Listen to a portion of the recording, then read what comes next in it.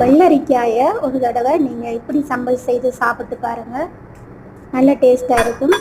தக்காளி பழத்தையும் வெள்ளைப்பூடும் நாங்கள் சுட்டு எடுக்க வேணும். சுட்டு எடுத்துட்டு அதுக்கு பிறகு நாங்கள் நல்லெண்ணெய் சேர்த்து இல்லாட்டிக்கு ஒலிவையில் எண்ணெய் சேர்த்து சுட்ட தக்காளி பழத்தையும் அந்த வெள்ளைப்பூண்டையும் சேர்த்து நல்லா மசிச்சு எடுக்க வேணும். நல்லா மசிச்சா பிறகு பொடியாக நறுக்கின வெள்ளரிக்காய், வெங்காயம், கொத்தமல்லியில் லெமன் ஜூஸ், மிளகுத்தூள், உப்பு இதெல்லாம் போட்டு மிக்ஸ் பண்ணிவிட்டு நாங்கள் சோத்தோடு சாப்பிடும்போது நல்ல ருசியாக இருக்கும். பிடிச்சிருந்தா நீங்களும் ஒரு தடவை சுட்ட தக்காளி பழ சம்பல் வெள்ளரிக்காய் செய்து சாப்பிட்டு பாருங்கள்.